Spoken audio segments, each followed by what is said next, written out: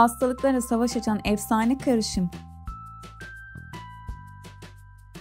Kışın kendini hastalıklardan korumak, bağışıklık sistemini güçlendirmek için bol bol doğal malzemelerden, sebzelerden, meyvelerden destek almaya özen gösterenler videoyu sonuna kadar izlesin. Size az bilinen ama bir an önce tanışmanız gereken nefis karışımlardan biriyle zencefil şurubu ile tanıştırıyoruz.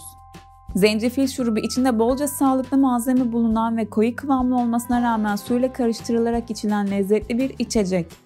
Onu hazırlamak için bir araya getirmeniz gereken 3 malzeme ise şöyle: 1-2 yumru taze zencefil, 2 adet limon, 1 su bardağı bal. Sadece 3 malzeme kullanarak kolayca hazırlanan bu karışım nasıl yapılır diye merak ediyorsanız adımlarını sıralayalım. İlk önce zencefil yumrularının kabuklarını soyun. Ardından ya zencefili ince ince dilimleyin ya da rendeleyin. Limonları da yıkayıp kabuğuyla birlikte güzelce ince ince dilimleyin. Temiz kapaklı cam bir kavanoz çıkarıp içine önce zencefilleri, ardından limon dilimlerini koyun. Son olarak kavanozun ağzına kadar gelecek şekilde balı üzerine ekleyin ve tüm malzemeleri güzelce karıştırın. Kavanozun kapağını kapatıp buzdolabına koyun. 2 gün sonra kullanmaya başlayabilirsiniz. Hazırladığınız bol ballı kıvamlı karışımdan her gün 1 yemek kaşığı kadar alıp ılık suyun içine koyun ve güzelce karıştırıp afiyetle için. Zencefil şurubunun nasıl yapıldığını, nasıl tüketildiğini öğrendiğimize göre geçelim onu neden içmeniz gerektiğine.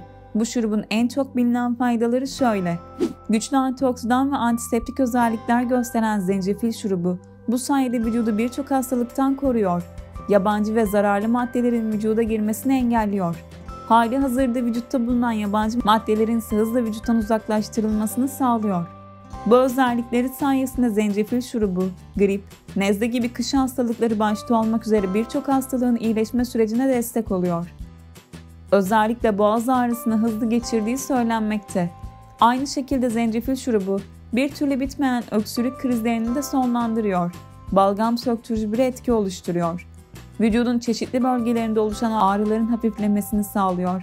Özellikle baş ve mide ağrılarına iyi geldiği biliniyor. Ağrıları dindirmekle kalmayan zencefil şurubu vücuda enerji vermeyi de ihmal etmiyor. Verdiği enerji sayesinde kış günlerinde çok fazla üşüyenlere de destek olduğu söyleniyor. Bağışıklık sistemini güçlendirdiği ve vücudu temizlediği için düzenli olarak kullanıldığında cilt sağlığına dair olumlu etkileri olduğu biliniyor. Eğer zencefil şurubu için kullanmanız gereken malzemelerden herhangi birine karşı alerjiniz varsa bu şurubu tüketmemelisiniz. Aynı şekilde doktor kontrolünde düzenli olarak kullandığınız ilaçlarınız ya da uygulamanız gereken özel bir perhiz varsa doktorunuza danışmadan bu şurubu tüketmemelisiniz.